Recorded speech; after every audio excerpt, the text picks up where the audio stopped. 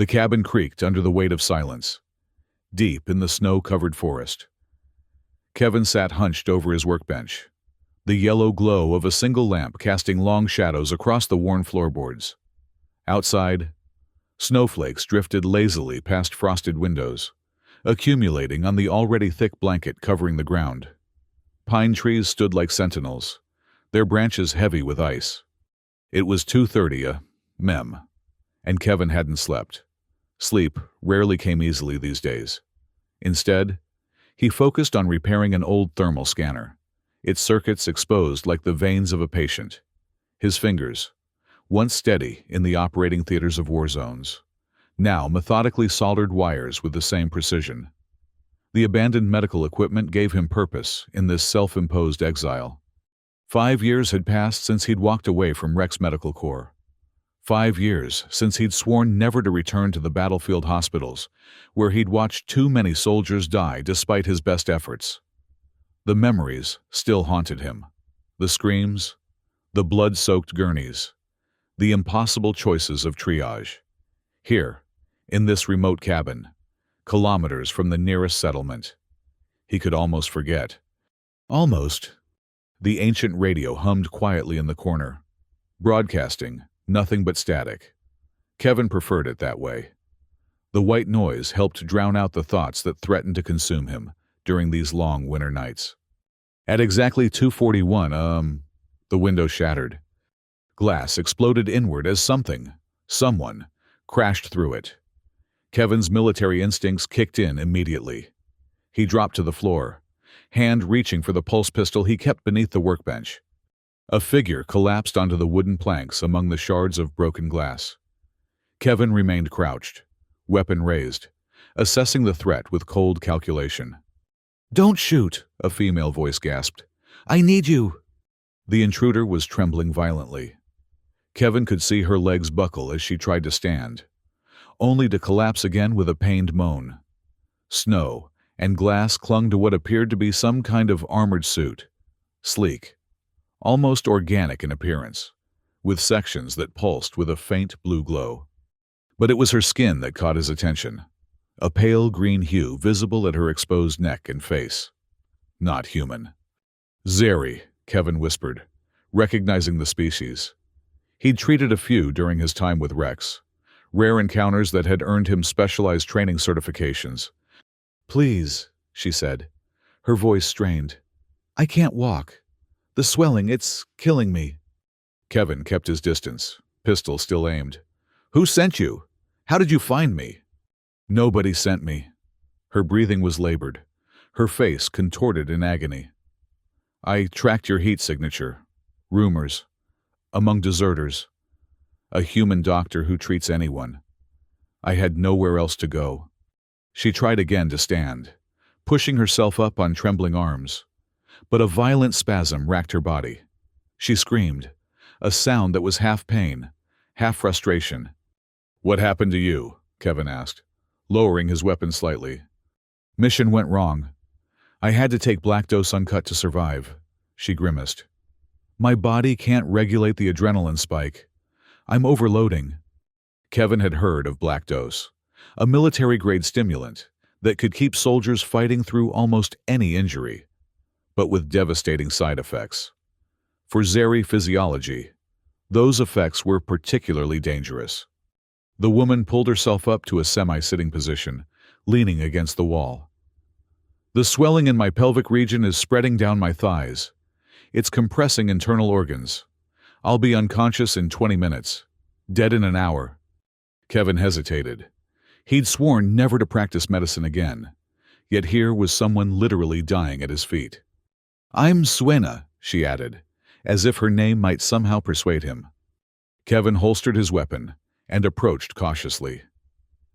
Even in the dim light, he could see that her biomechanical suit had tightened around her lower abdomen and thighs, attempting to compensate for the swelling beneath.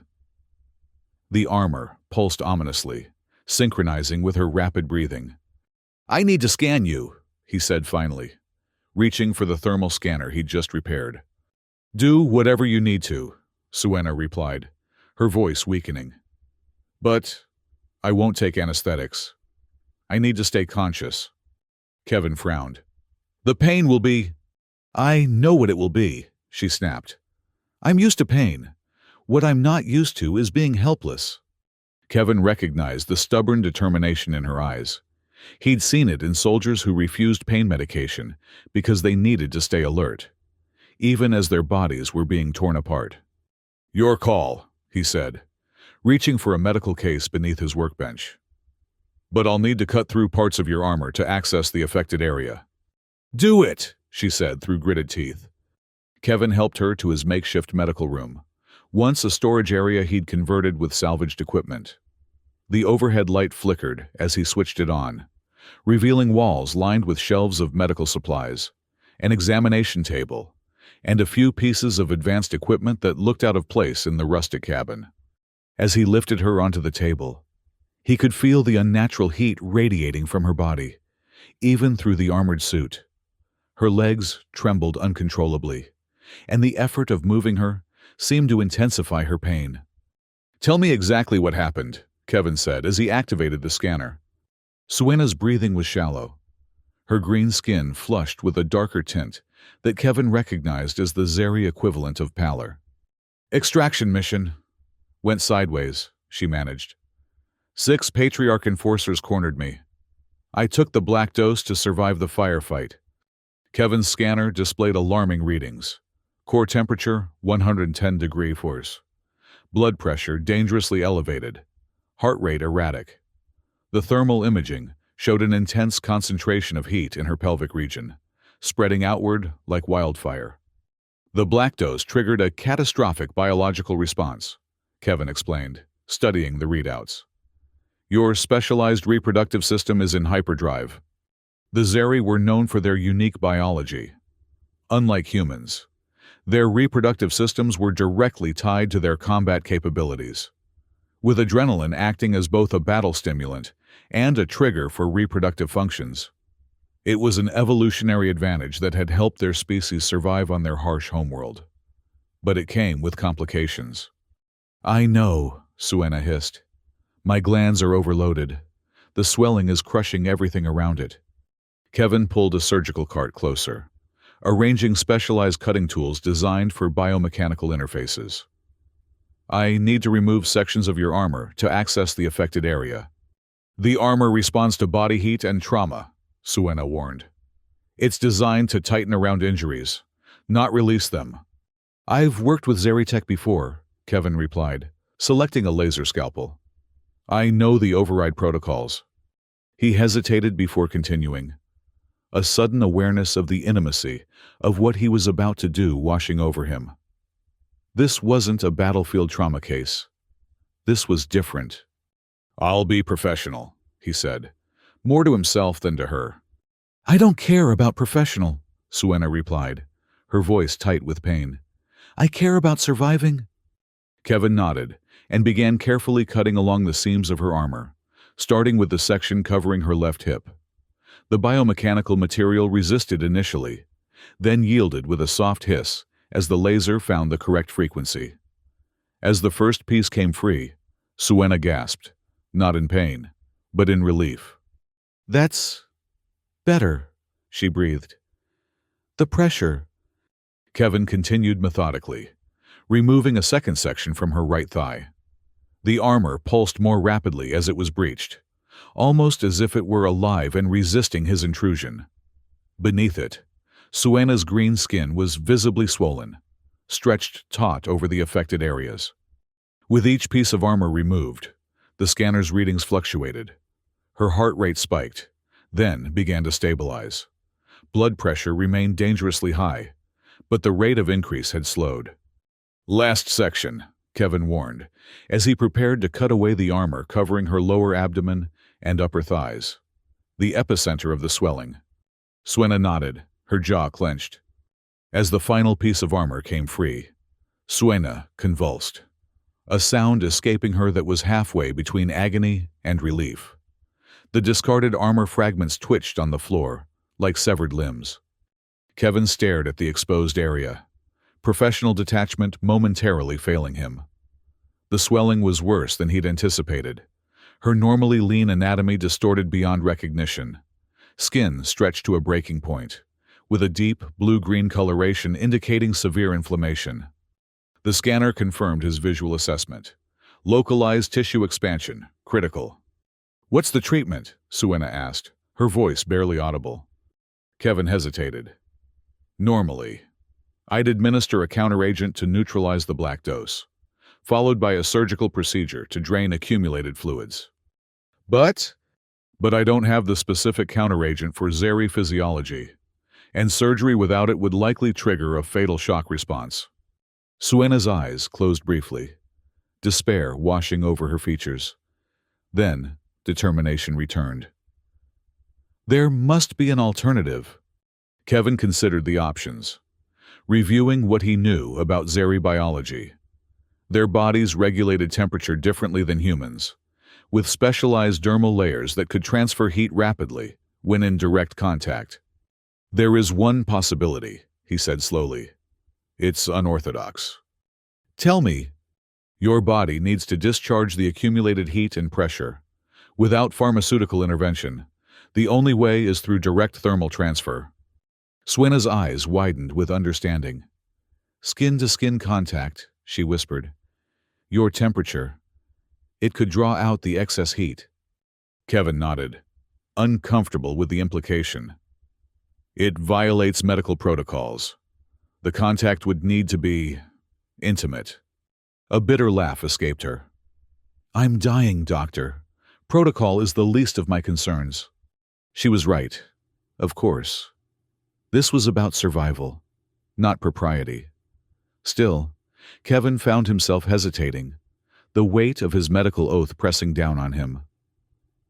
"I swore to do no harm," he said quietly. "And letting me die would be harmless?" Suena challenged, a flash of anger cutting through her pain. Kevin removed his protective gloves, exposing his hands to the cool air of the room. "This will be uncomfortable for both of us," he warned.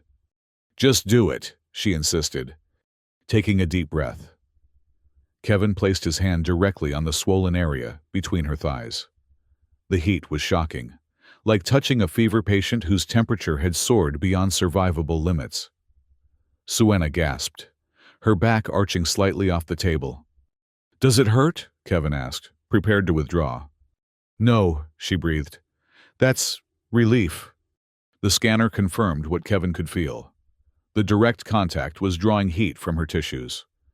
The swelling hadn't reduced yet, but the rate of expansion had stopped. Her vital signs, while still concerning, were no longer deteriorating. "I need to maintain contact until your core temperature stabilizes," Kevin explained, adjusting his position to more effectively cover the affected area. "The process could take some time." Suena nodded, her breathing gradually becoming less labored. "What made you leave Rex?" she asked suddenly, perhaps seeking distraction from their unusual circumstances. Kevin's jaw tightened. "They wanted doctors who followed orders without question. I questioned too many." "Orders to do what?" "To prioritize soldiers who could return to battle quickly, to withhold treatment from enemy combatants, to participate in experimental procedures without full consent." The bitterness in his voice surprised even him. Medicine should heal, not serve political agendas. Suena's expression softened. "Similar reasons to why I'm running from my people." "You're a deserter?" She shook her head slightly. "Not exactly. I'm what they call a merger candidate. My genetics make me compatible with their prototype armor systems. They want to permanently fuse me with the next generation of combat suits." "Against your will?" Kevin asked, though he already knew the answer. "The Zeri don't recognize individual will. We exist to serve the collective." Her voice grew quiet. "Especially females with my particular biology. We're rare." The scanner beeped, indicating a slight improvement in her condition. The swelling had begun to recede, though slowly. Kevin adjusted his hand position, maintaining the crucial contact while trying to remain clinical about the intimacy of their situation. "The Zeri are tracking you," he stated. It wasn't a question. Yes. The armor has trace signatures they can follow, though I've disabled most of the tracking functions. Most, but not all, Kevin noted grimly. Suena met his gaze directly. I had limited time and resources. I did what I could. Before Kevin could respond, a distant sound caught his attention, a high-pitched whine that he recognized immediately from his military days. Heat sensors. They've found us, he said, withdrawing his hand from Suena. We need to move. I can't, she protested, attempting to sit up but falling back with a wince. The swelling has reduced enough for short-term mobility, Kevin interrupted, checking the scanner. We have minutes at most before they breach the cabin. He quickly gathered essential supplies, medications, bandages, the thermal scanner, and his pulse pistol. From a hidden compartment beneath the floorboards, he retrieved a second weapon and handed it to Suena. Can you shoot? A grim smile crossed her face. Better than most. Kevin helped her off the table, supporting her weight as her legs trembled beneath her. The removed armor pieces lay useless on the floor, without their connections to the main suit. They were just empty shells. There's a crawl space beneath the eastern side of the cabin, Kevin explained, guiding her toward a narrow hallway. It's lined with thermal insulation to mask heat signatures. They had barely reached the hidden entrance when the cabin shuddered. The front door splintered inward, followed by the distinctive hum of Zeri pulse rifles powering up. Move, Kevin whispered urgently, lifting a section of floorboard to reveal a narrow opening. He helped Suena down first, then followed, pulling the section closed above them just as heavy footsteps entered the main room. The crawl space was cramped and dark, barely tall enough for them to crouch. Kevin activated a small light, revealing a narrow tunnel that extended beneath the cabin and beyond. Ventilation system, he explained in a whisper, leads to an exit point about 50 meters into the woods. Suena nodded, her face tense with renewed pain. The movement had aggravated her condition, but the scanner showed it hadn't reversed her progress toward stability. Her temperature had dropped to 104 degrees, still dangerous, but no longer immediately life-threatening. Above them, the sounds of the search intensified. Furniture crashed. Cabinets were thrown open. Kevin recognized the methodical pattern of a military sweep. How many? He asked. Standard patrol is 2, Suena replied quietly. Likely enforcer class, basic armor, pulse rifles, thermal trackers. Kevin checked his weapon. Can they detect us down here? Not if your insulation works. Their sensors are calibrated for body-sized heat signatures. This close to the ground, we might register as small animals. They remained motionless, listening as the search continued. Kevin was acutely aware of Suena's labored breathing beside him, of the heat still radiating from her body. The swelling had diminished, but not enough. She needed more treatment. A sudden impact directly above them made both freeze. Dust filtered down from the floorboards as something heavy was dragged across them. They're checking for hidden compartments, Suena whispered, her hand tightening on her weapon. Kevin gestured toward the tunnel. We need to move, slowly.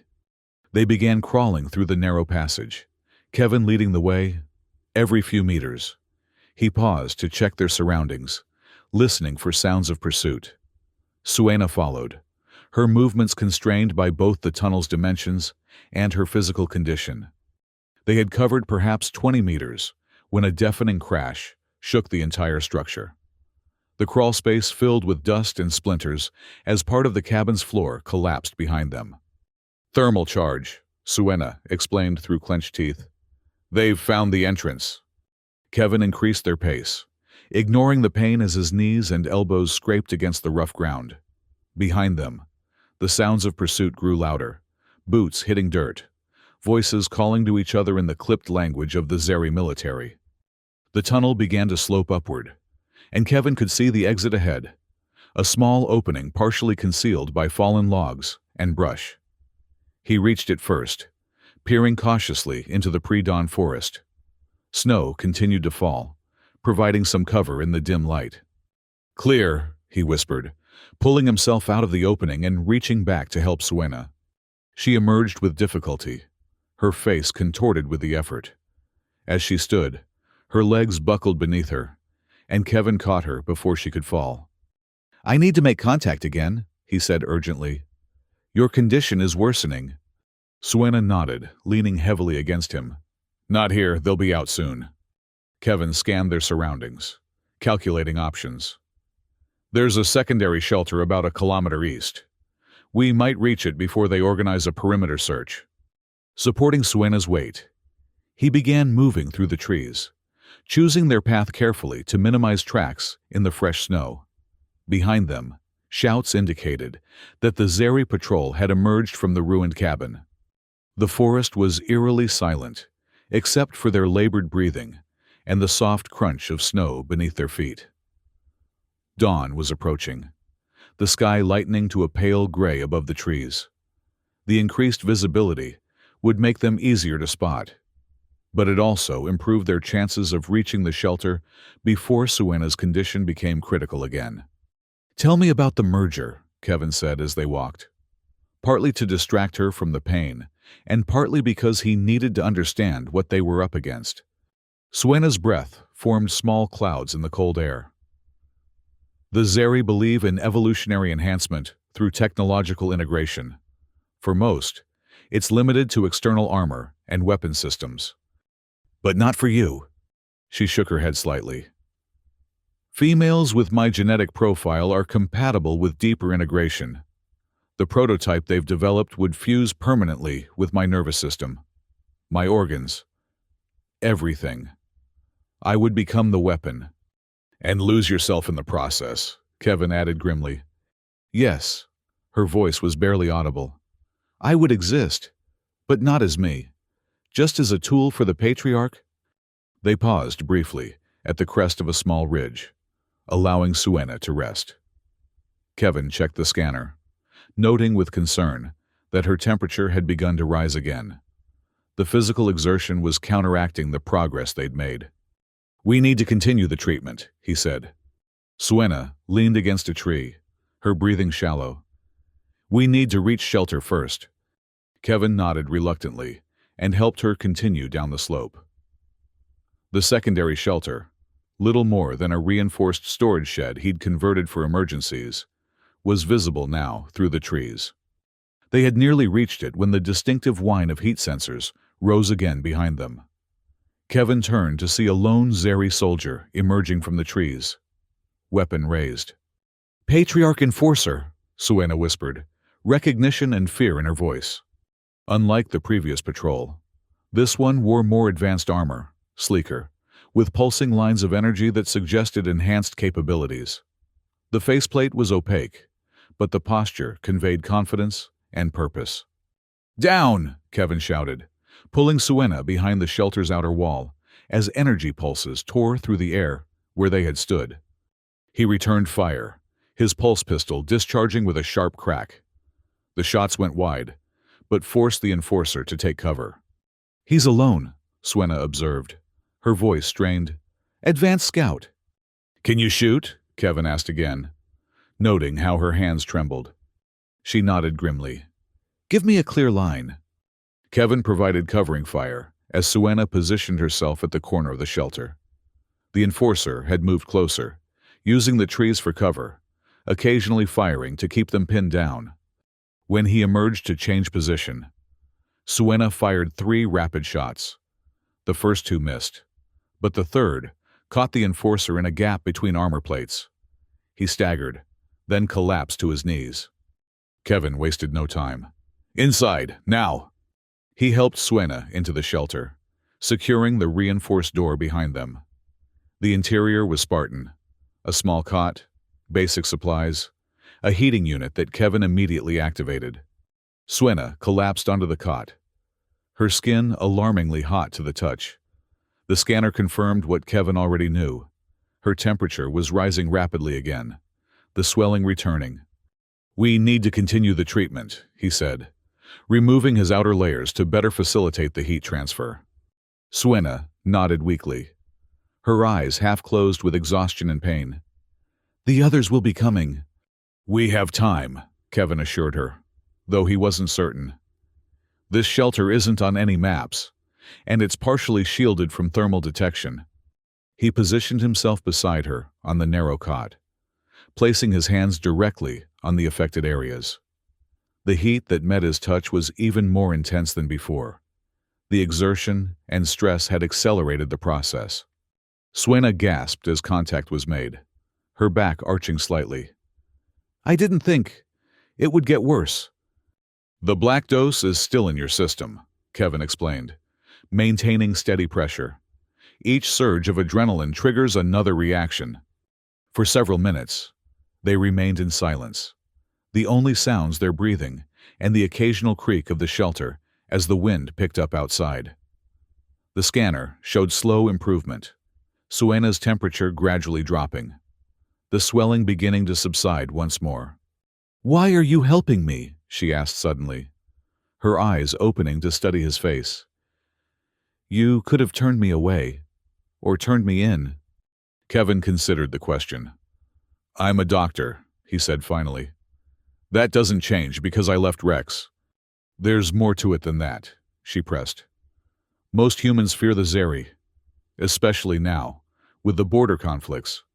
He sighed, adjusting his position to better cover the affected area. I've seen enough war to know that enemies are just people on the other side of a line someone else drew. You needed help. That's all that matters. Suena's expression softened. The Zeri teach that humans are driven by self-interest, that you can't be trusted. Maybe they're right about some of us, Kevin admitted, but not all. The scanner beeped, indicating significant improvement. Suena's temperature had dropped to near normal levels, and the swelling had reduced by almost 60%. Kevin began to withdraw his hands, but Suena caught his wrist. Not yet, she said quietly. It helps. Kevin nodded, resuming the contact.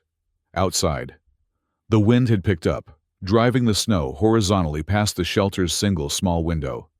It would provide additional cover, but also make travel more difficult if they needed to move again. What's your plan? He asked. After this, Suena's gaze shifted to the ceiling. I don't have one beyond survival. I disabled my beacon, but they'll keep searching. The Patriarch doesn't give up valuable assets easily. You're not an asset, Kevin said firmly. You're a person. A sad smile crossed her face. Not to them.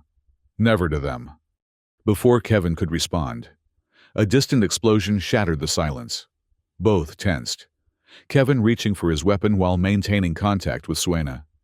Perimeter charge, she explained. They're setting up a search grid. Kevin checked the scanner again.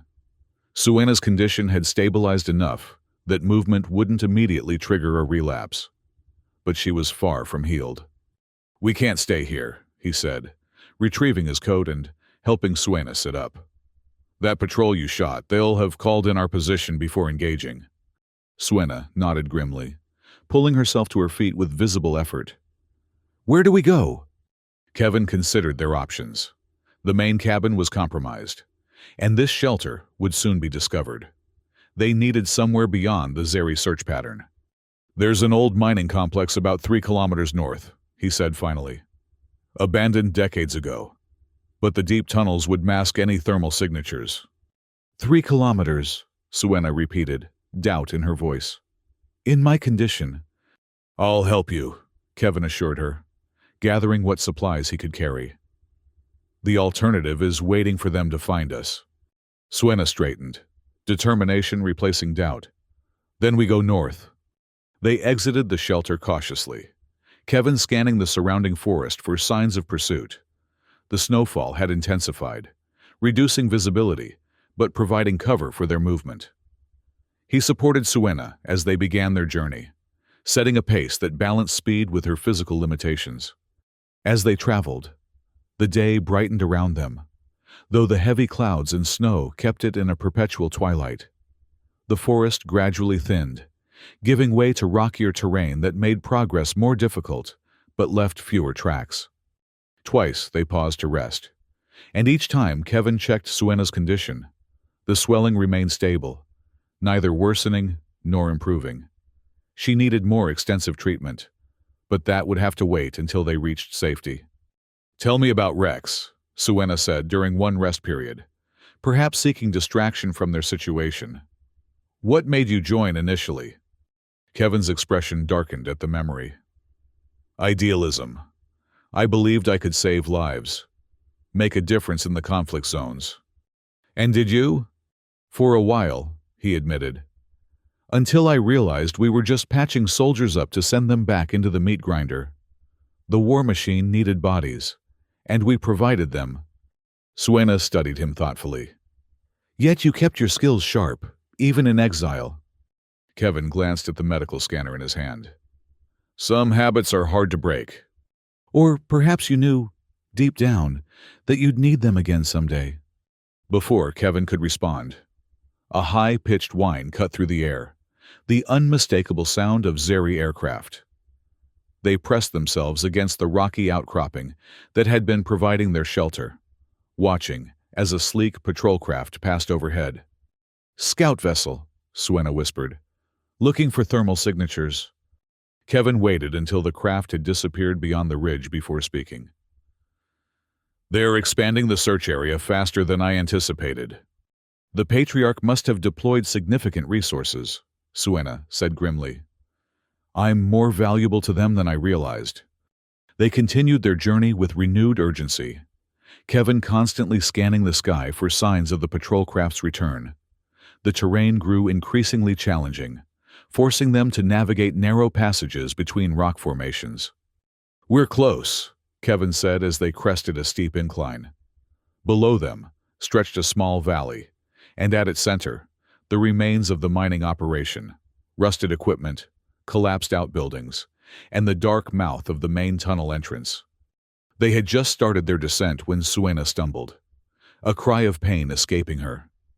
Kevin caught her before she could fall, feeling the unnatural heat returning to her body. "It's coming back," she gasped, clutching at her midsection. "The swelling." Kevin helped her to a semi-sheltered position between two boulders, activating the scanner. The readings confirmed his fears. Her temperature was rising rapidly, the swelling returning with increased intensity. "The physical exertion triggered another response," he explained, already removing his gloves. "We need to continue the treatment now." Suena nodded weakly, her face contorted with pain. Kevin positioned himself to provide the necessary contact, acutely aware of their vulnerability in the open terrain. "This isn't safe," he muttered, more to himself than to her. "None of this is safe," Suena replied, her voice strained. "But I trust you." The simple declaration caught Kevin off guard. Trust wasn't something he'd experienced much of since leaving Rex. Most people who sought him out did so with suspicion, treating him as a last resort rather than a first choice.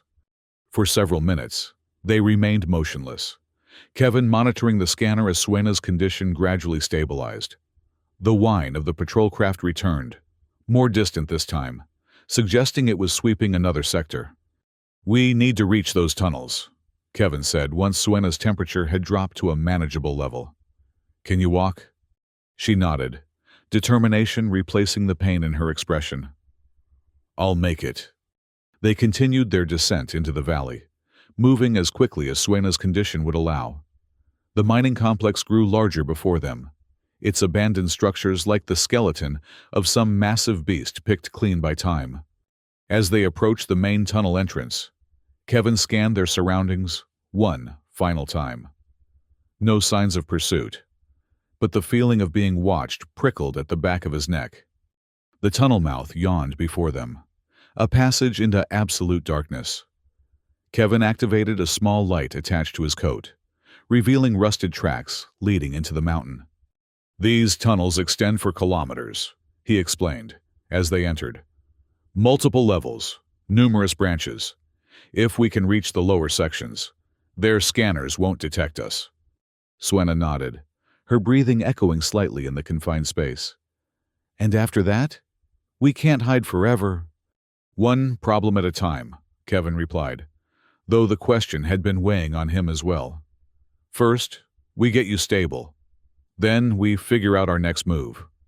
They proceeded deeper into the tunnel, the light from the entrance gradually fading behind them until Kevin's small lamp was their only illumination. The air grew cooler, carrying the scent of mineral deposits and old machinery. Approximately 100 meters in, they reached a junction where the main tunnel branched in 3 directions. Kevin chose the middle path, which sloped gently downward. "This should lead to the primary excavation chamber," he said. "There would have been infrastructure there, possibly somewhere we can rest properly." As they descended, the tunnel widened, eventually opening into a vast underground space. Kevin's light couldn't reach the distant walls, but illuminated enough to reveal the remnants of the mining operation, abandoned equipment, support structures, and a small cluster of prefabricated units that might once have served as offices or living quarters. "There," Kevin said, pointing to the structures. "Let's check if any are intact." They approached cautiously, Kevin testing each step before committing his weight. The first structure they reached had collapsed, its roof caved in from years of neglect. The second, however, appeared largely intact. Kevin forced the door open, revealing a single room containing a desk, several chairs, and what appeared to be a rudimentary bunk along one wall. Dust covered everything, but the space was dry and, most importantly, hidden from Zeri scanners by hundreds of meters of rock. "This will do," he said, helping Suena to the bunk. "Rest while I check our supplies." She sank onto the thin mattress with visible relief, her body trembling with exhaustion. Kevin conducted a quick inventory of what they'd brought from the shelter: medical supplies, the scanner, weapons, and minimal food and water. Enough for perhaps 2 days if they were careful. Returning to Suena, he activated the scanner again. Her condition had stabilized during their journey into the mine, but the swelling remained significant. "We need to continue the treatment," he said. "More extensively this time." Suena nodded, her eyes closing briefly. "I know."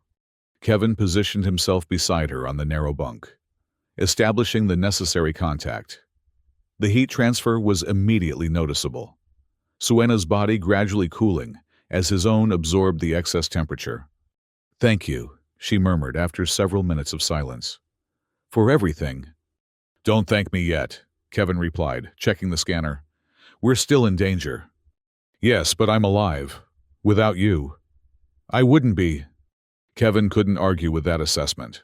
When Suena had crashed through his window, she'd been minutes from organ failure.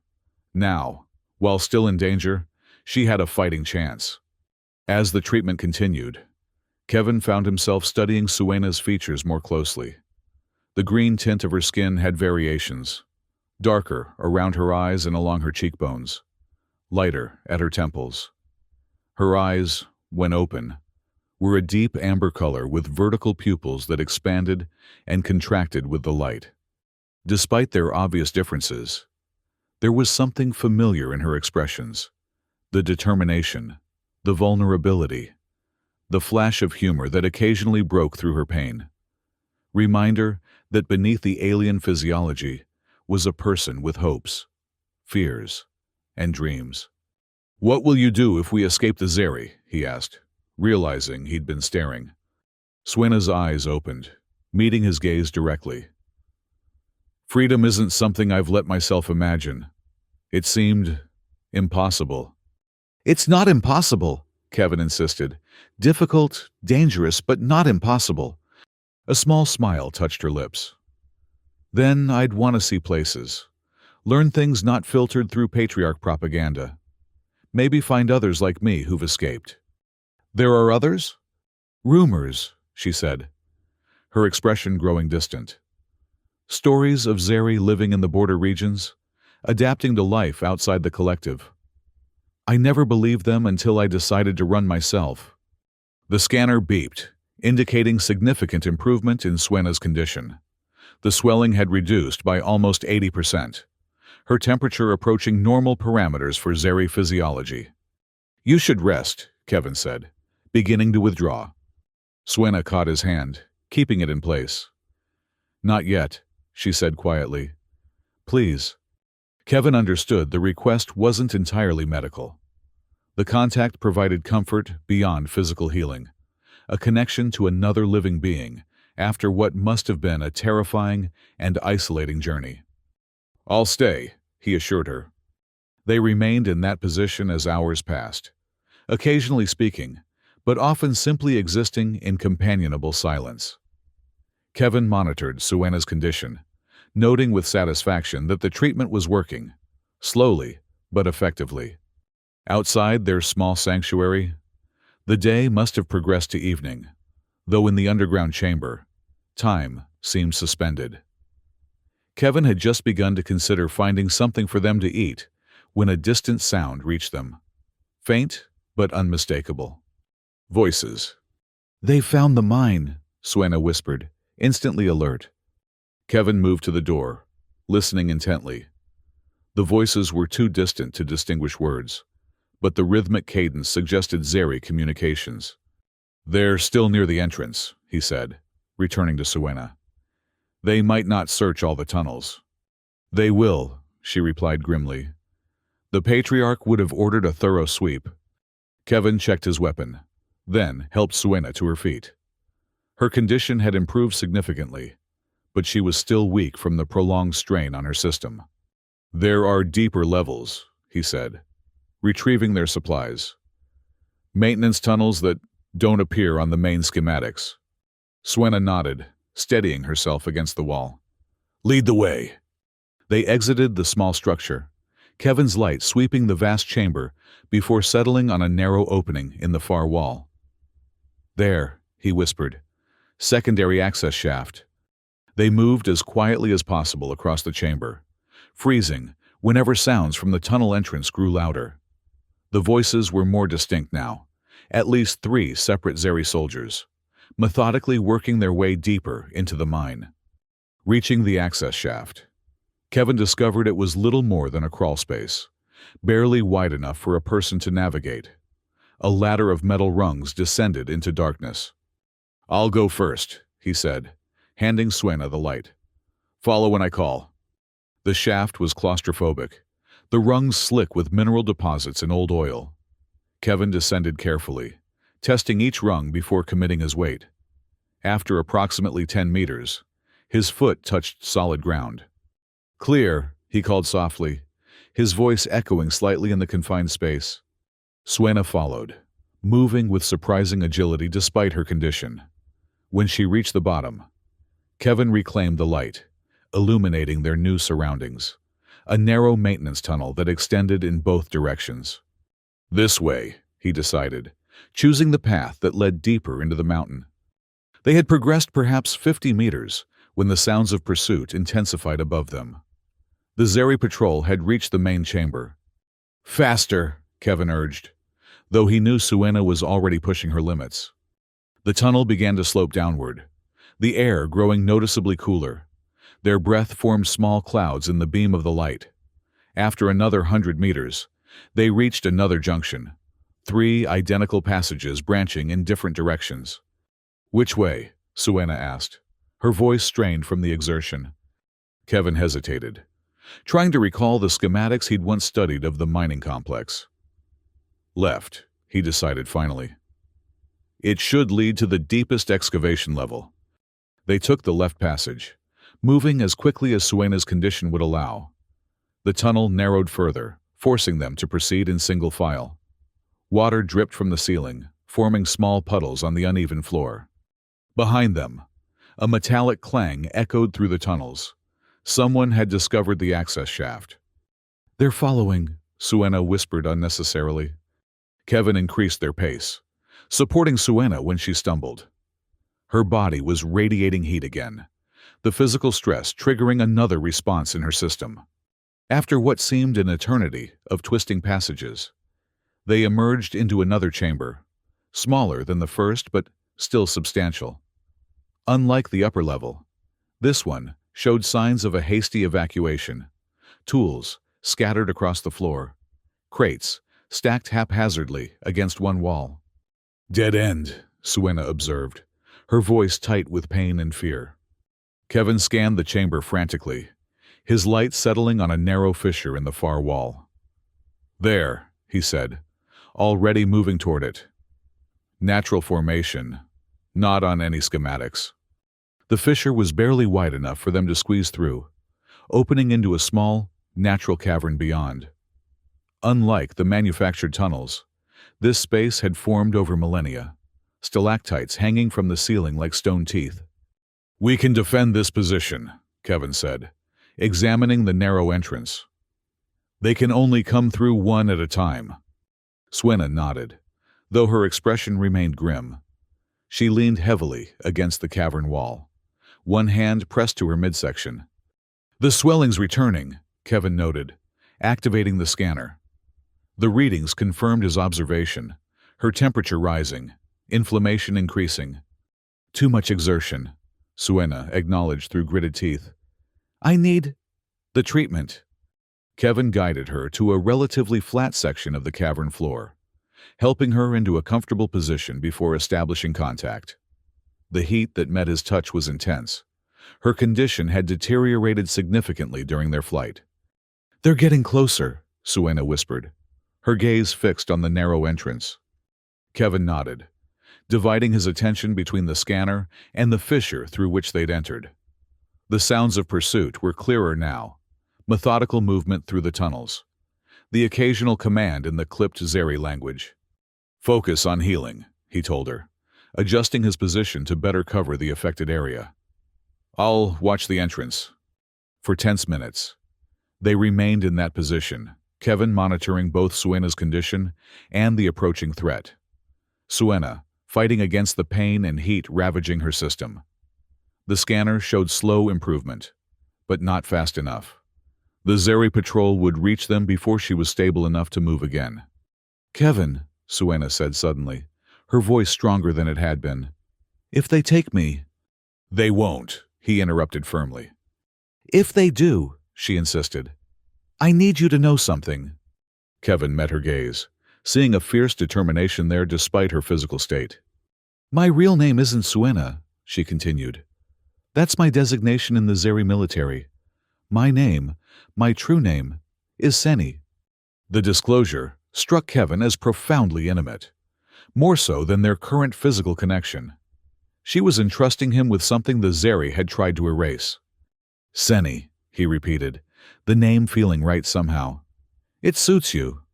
A smile touched her lips, genuine despite the pain. "Thank you for seeing me as a person, not a weapon." Before Kevin could respond, a shaft of light cut through the darkness outside the fissure. The patrol had reached the outer chamber. "Stay down," Kevin whispered, drawing his weapon while maintaining contact with Seni. "Let them come to us." The next minutes stretched into an eternity of waiting. The light outside the fissure grew brighter as the patrol explored the chamber, methodically checking each corner, each stack of crates.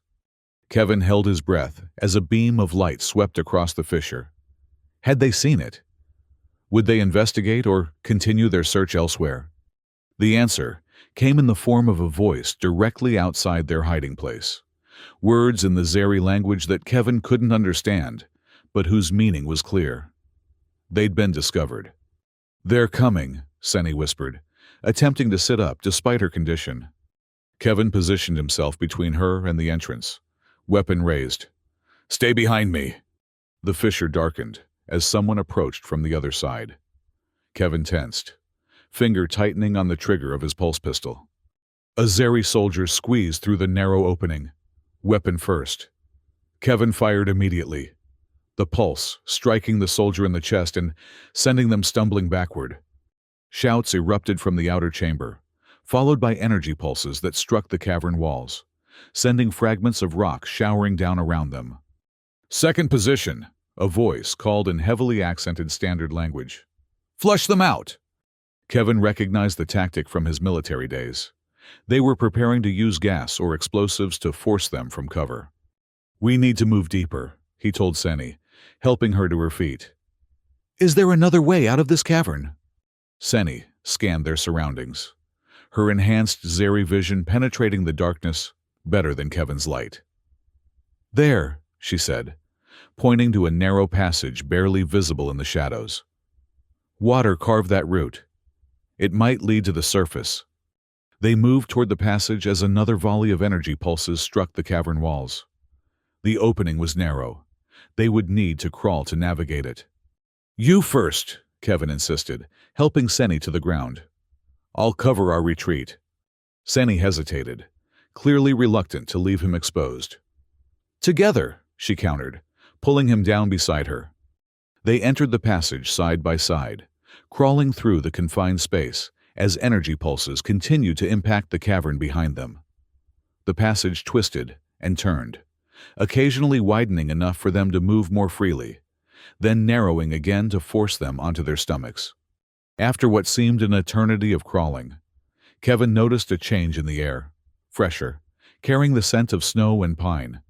They were approaching the surface. The passage gradually widened, eventually opening into a small natural chamber. Above them, a narrow shaft extended upward, stars visible through a small opening at the top. "A way out," Kevin breathed, relief washing over him. Senny nodded, though her expression remained pained. The crawl had aggravated her condition again, the swelling visibly returning. "I need to climb that," she said, eyeing the shaft with determination. In this condition, Kevin checked the scanner. Her temperature was dangerously elevated, the swelling nearly as bad as when she'd first crashed through his window. "We need to treat you first," he insisted. "You won't make it otherwise." Senny shook her head. "No time. They'll find this passage soon." As if confirming her words, distant voices echoed from the tunnel behind them. The patrol was following their trail. Kevin made a quick decision. "I'll go first, help pull you up." The shaft was narrow but manageable, with enough natural handholds to make the climb possible. Kevin ascended quickly, years of traversing difficult terrain during his rec service paying off. Reaching the top, he found the opening was indeed large enough for them to pass through, though barely. Snow surrounded the hole, fresh and undisturbed in the moonlight. "Clear," he called down softly, extending his arm into the shaft. "Come up." Senny began climbing, her movements labored but determined. Kevin could see the strain in her face, the sweat beading on her green skin despite the cold. When she neared the top, he grasped her arms, helping to pull her through the opening. They collapsed together in the snow, breathing heavily from the exertion. Looking around, Kevin oriented himself. They were on a forested slope above the mining complex, perhaps a kilometer from where they'd entered. Below, lights moved through the trees, the rest of the Zeri search party. "We need to keep moving," he said, helping Senny to her feet. "There's an outpost beyond that ridge, autonomous research station, abandoned years ago. We might find supplies there." Senny nodded, leaning heavily against him as they began making their way through the snow-covered forest. The night was clear, the moon providing enough light to navigate by. As they walked, Kevin monitored Senny's condition. The swelling had stabilized but remained severe. She needed treatment, soon, or all their efforts would be for nothing. "Almost there," he encouraged as they crested the ridge. Below them, nestled in a small clearing, stood a prefabricated structure, the research outpost. They approached cautiously, alert for signs of Zeri presence. The building appeared untouched, snow piled against its walls undisturbed. The door was locked, but Kevin had expected that. He bypassed the simple mechanism, a skill acquired during his less official Rex operations. Inside, the outpost was a single room containing basic research equipment, a communications console, and, most importantly, a cot. Dust covered everything, indicating it had been abandoned as Kevin remembered.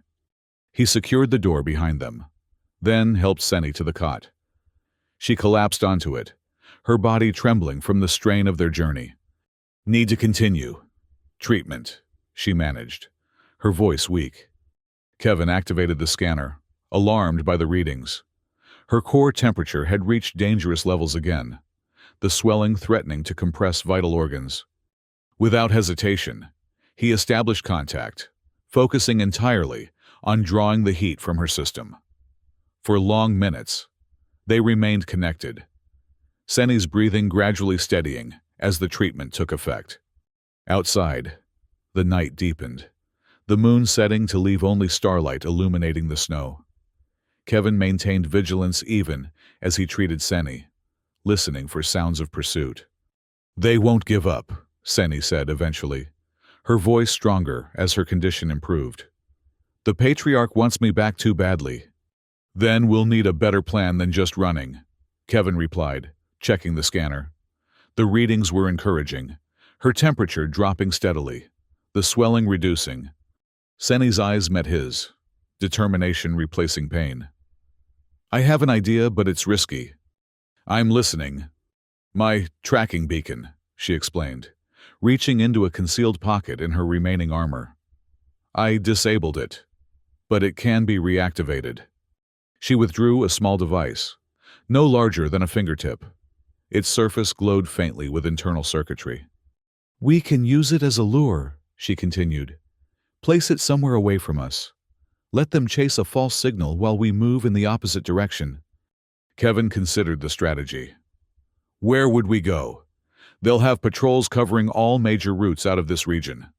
Seni's expression grew thoughtful. "There's a border outpost 3 days' journey west, neutral territory. If we could reach it, claim asylum." "It might work," Kevin agreed, though the prospect of a 3-day journey through wilderness with Zeri patrols searching for them seemed daunting. "I'll need regular treatment," Seni acknowledged, reading his thoughts. "The black dose is still in my system, though weakening." Kevin nodded. "We'll manage." They spent the remainder of the night planning their route, using the outpost's outdated but functional mapping system. The path west would take them through challenging terrain, mountain passes, dense forest, a river crossing, but offered the best chance of avoiding Zeri patrols. As dawn approached, Seni's condition had stabilized enough for travel. Kevin gathered what supplies they could salvage from the outpost: ration packs, a water purifier, basic medical supplies. "Ready?" he asked, as the first light of day filtered through the outpost's small windows. Seni nodded, standing without assistance for the first time since they'd met. She held the tracking beacon between her fingers, studying it with an unreadable expression. "This was part of me for so long," she said quietly. "A chain I never thought I'd break." With sudden determination, she placed the beacon on the outpost's communications console. "Let them chase a ghost." They exited the outpost, heading west as the rising sun painted the snow-covered landscape in shades of gold and pink. Behind them, the small beacon pulsed with renewed activity, broadcasting a signal that would lead the Zeri in the wrong direction. For 3 days, they traveled through the wilderness, moving by day and resting by night. Seni's condition improved steadily, the effects of the black dose gradually diminishing. Kevin continued the treatment when necessary, their physical contact evolving from medical necessity to something more profound, a connection neither had expected, but both increasingly valued. They avoided 2 Zeri patrols, hiding as the search parties passed within meters of their position. The beacon strategy appeared to be working, drawing the bulk of the Zeri forces eastward while they moved west. On the morning of the 4th day, they crested a final ridge to see their destination in the valley below, the neutral border outpost, its perimeter marked by the distinctive blue lights of international sovereignty. "We made it," Kevin breathed, hardly believing their journey was nearly complete. Seni's hand found his, fingers intertwining. "Because of you." They descended toward the outpost, hope growing with each step. When they reached the perimeter, a guard approached, neither human nor Zeri, but a representative of the border authority. "State your business," the guard requested in standard language. "Asylum," Seni replied firmly. "I seek protection from forced biological merger." The guard studied her, then Kevin, before nodding. "Follow me." As they entered the outpost, passing through its protective barriers, Kevin felt the tension of the past days begin to dissipate. They weren't safe yet. Bureaucracy and politics could still intervene. But they had reached a place where Zeri hunters couldn't simply take Seni by force. They were led to a processing area where officials took their statements, recorded Seni's asylum claim, and provided basic medical attention. The process took hours, but eventually, they were assigned temporary quarters, a small room with 2 beds, basic amenities, and most importantly, security. When they were finally alone, Seni turned to Kevin, her amber eyes meeting his with an intensity that transcended their different species. "You could leave now," she said quietly. "Return to your cabin, your solitude. Your obligation to me is fulfilled." Kevin considered her words. He could leave, return to the isolation he'd chosen after leaving Rex, to the quiet existence where he'd been neither happy nor unhappy, merely existing. Or he could stay, continue this unexpected journey with someone who'd crashed into his life and changed it irrevocably. "My cabin's probably destroyed," he said with a small smile. "And besides, I have a patient who still needs monitoring." Relief and something deeper washed over Seni's features. "Is that all I am? A patient?" Kevin moved closer, taking her hands in his. "You know it's not." The distance between them vanished as she leaned forward, resting her forehead against his, in a gesture that felt more intimate than any they had shared before. "They'll come for me again," she whispered. "The Patriarch doesn't surrender assets easily. Then we'll face them together," Kevin replied with certainty he hadn't felt in years. "Not just to keep you alive, but to break their control for good." Seni's eyes closed briefly, as if absorbing his words. When they opened again, they held a determination that matched his own. "Together," she agreed, the word a promise and a beginning. Outside their window, snow began to fall again, soft flakes drifting in the growing twilight. But within their small sanctuary, a warmth had kindled that no winter could extinguish and no hunter could ever capture.